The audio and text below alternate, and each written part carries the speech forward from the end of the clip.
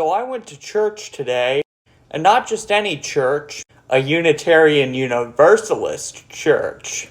And it was a pretty good experience. I'm in my pajamas right now. I went to my church in, my full, sweater, button-up shirt, khakis, loafers, fancy socks, everything. Like, I was, fully dressed up. It was everything. But I want to talk about, the Unitarian Universalist faith and what, going to church there was like, and what I like about the Unitarian Universalist faith, and why I want to go there every Sunday.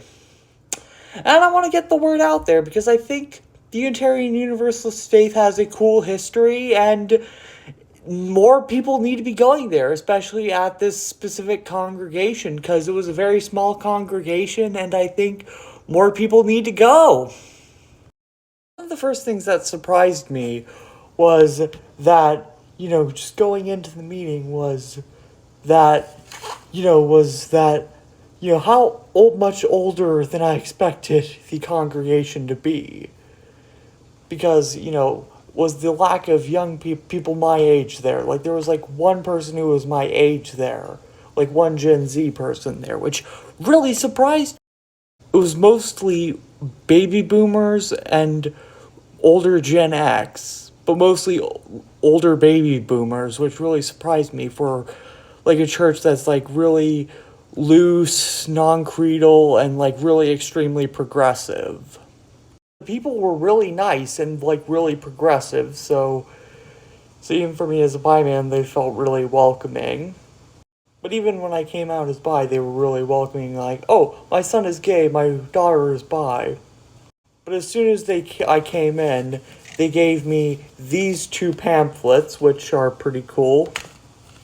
They tell what it's about and the history of Unitarian Universalism, most of which I already knew. Also, these two bookmarks, which I'm going to be keeping, which I love these. The 7 principles and the sources, which I already knew, but I'm still going to keep.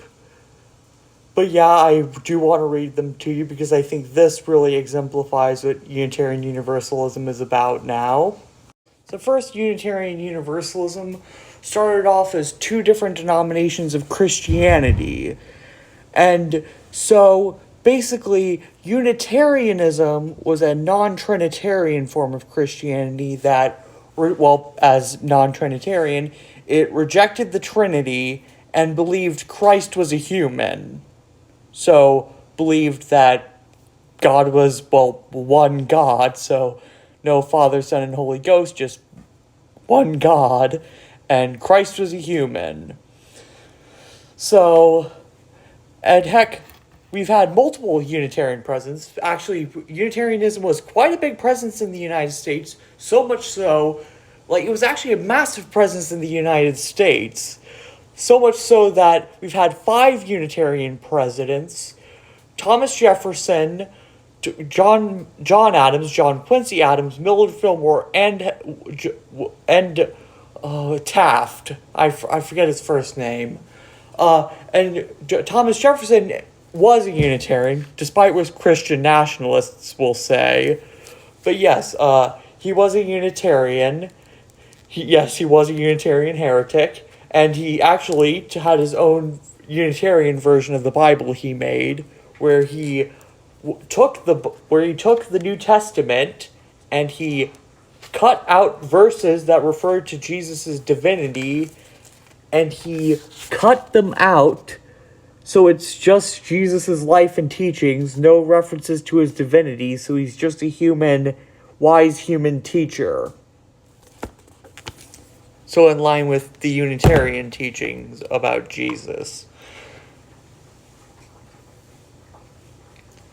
So, that's Unitarianism. Universalism was a school of Christianity that taught that humans will be universally saved, that believed that God is too gracious of a God to damn humanity to hell. So, these were 2 different, denominations. In 1961, they had a merger. And when they had a merger, well, by the late 19th century, Unitarianism was already starting to become very non-creedal, already starting to kind of become very loose and starting to add different aspects of other religions. So Unitarians already started to become curious about other religions. Like they started to add aspects of so Unitarians started to add aspects of, say, Buddhism or Hinduism or Taoism. So, but like that really became a massive aspect once the merger happened. So now it's like this massive non-creedal faith, so much so that there is no creed and you could just, be whatever you want. It's kind of like how one person like at the church said it, is that it's really the island of misfit toys of religion. That you can really just build your own path. Though, like it encourages you to build your own path and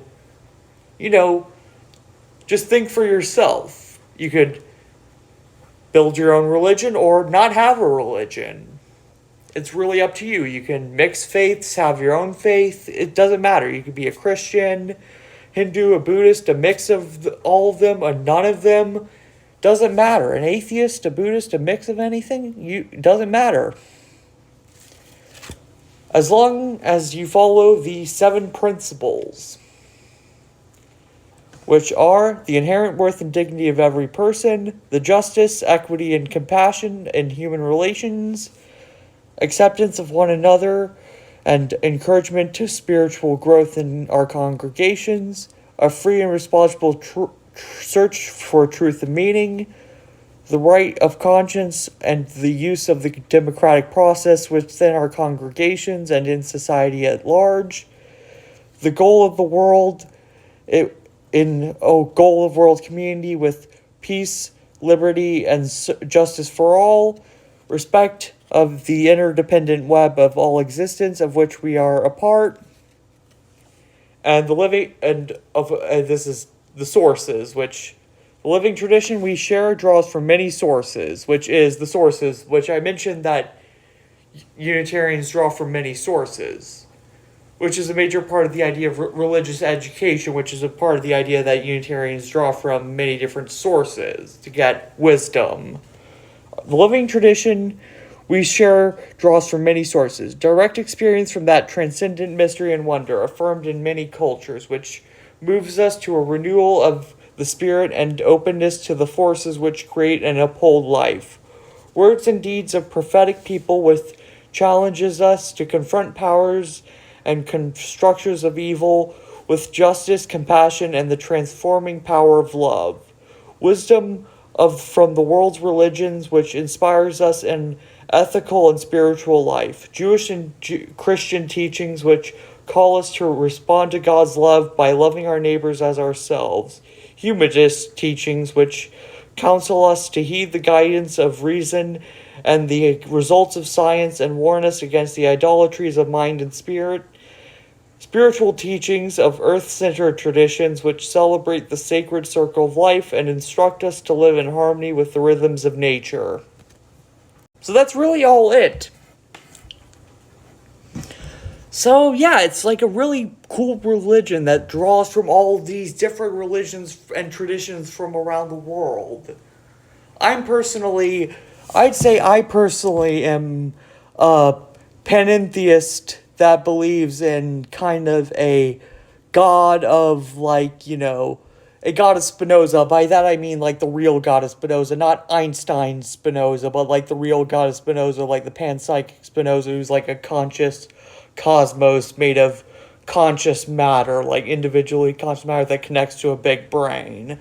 The actual conscious universe made of individually conscious matter that connects to a big brain that you find in the ethics, that you find in Spinoza's ethics. That Spinoza's God that you actually find in the ethics.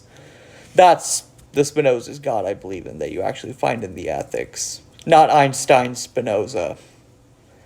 And Jefferson's Christ. And I also draw from other different traditions from around the world, like Sikhi, Sufi, and stuff like that. So So yeah, it's a cool faith that I recommend you all check out. Unitarian Universalism.